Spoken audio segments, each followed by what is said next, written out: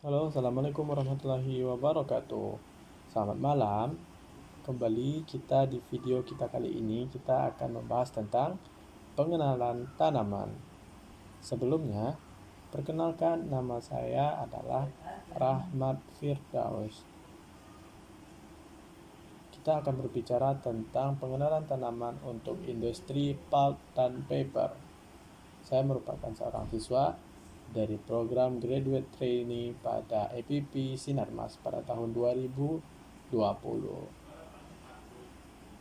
Oke, sebelum lebih lanjut, kita harus mengetahui apa yang menjadi landasan pembicaraan kita di video kali ini. Nah, apa saja yang akan kita bahas sebelumnya? Sudah tahu kan mau membahas apa? Nah, hati-hati, jangan sampai kepleset berjalan. Hati-hati ya bro, kita akan bahas tentang eceng gondok. Ya benar.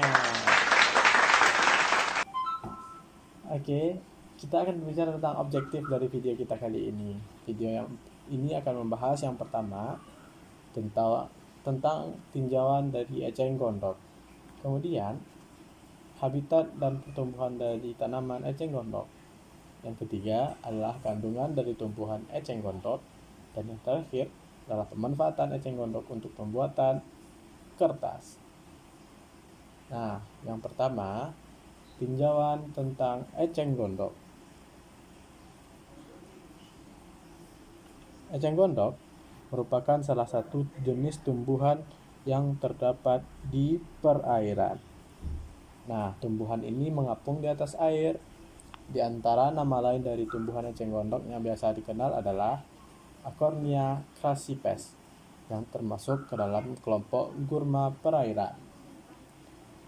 Nah, yang kedua, kita akan membahas tentang habitat dari eceng gondok. Nah, tanaman ini memiliki kecepatan berkembang biak vegetatif yang sangat tinggi, terutama di daerah tropis dan juga subtropis. Kemudian, perkembangan dengan cara vegetatif ini dapat berlipat dalam 7 sampai 10 hari.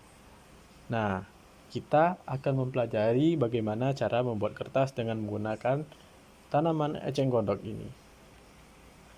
Nah, yang ketiga, untuk lebih tahu lebih lanjut, kita harus mengetahui apa yang menjadi kandungan dari eceng gondok ini. Nah, menurut Giri Sutta pada tahun 2007, menurut bukunya yang ia keluarkan, kandungan dari eceng gondok adalah sebesar 18-31% selulosa, dan yang kedua adalah kandungan lignin sebesar 7-26%. Yang ketiga adalah hemiselulosa sebesar 18-43%. Dan yang keempat adalah as atau abu sebesar 15-26%. Dan yang terakhir, karena dia tumbuhan di air, kandungan air yang terdapat pada eceng gondok hampir mendekati 100%, yaitu 85 sampai 95%.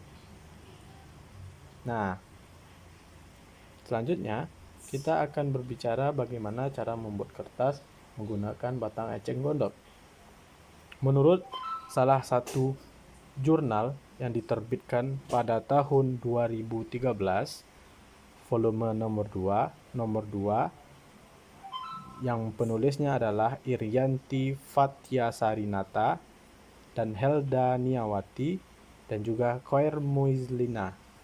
Ia mengatakan untuk membuat kertas dari eceng gondok, caranya adalah dengan memotong batang eceng gondok sebesar 2-3 cm.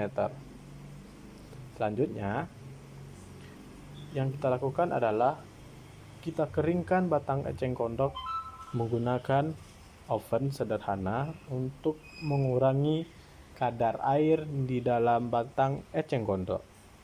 Nah, Selanjutnya adalah kita melakukan pemasakan terhadap batang eceng gondok untuk mengurai kandungan lignin dan juga yang tidak diperlukan oleh pembuatan kertas.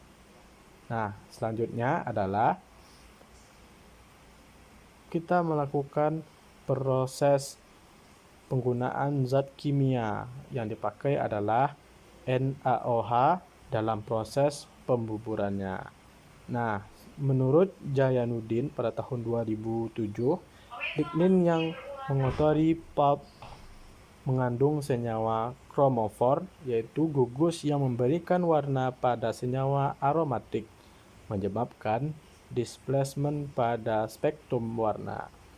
Nah, selanjutnya, setelah kita proses perlakuan kimia dan setelah dijadikan bubur, kita akan mencetak dari hasil pulp tadi menjadi kertas yang kita uji. Nah, di antara panjang cara yang akan kita lakukan, adapun pulp dapat dipisahkan dari lignin dan sisa NaOH dengan cara pencucian. Itu termasuk ke dalam proses bleaching. Nah, yang menjadi prosesnya adalah pada proses wet and chemical. Dan selanjutnya, proses blending pulp dilakukan untuk menghasilkan ukuran pulp yang lebih kecil dan seragam, sehingga proses bleaching dapat lebih sempurna dan hasil yang didapatkan adalah maksimal. Kemudian, untuk mendapatkan pulp yang putih, kita menggunakan zat kimia bernama NaClO. Pemilihan zat ini berdasarkan sifat bahan yang tidak berbahaya dan murah biayanya. Proses ini bertujuan untuk menghilangkan warna dan lignin yang tersisa pada serat selulosa setelah dilakukan pencucian. Kemudian setelah itu selesai, maka pulp tadi kita siapkan untuk dicetak di mesin cetak. Nah, yang terakhir, kesimpulan. Sampailah kita di akhir video kali ini. Nah, yang menjadi kesimpulannya adalah eceng gondok yang baik dapat kita gunakan sebagai bahan baku kertas adalah bagian batang yang dianggap memiliki kandungan serat yang tinggi. Apa seratnya? Yaitu serat selulosa pada eceng gondok atau dengan nama lain Eichhornia crassipes.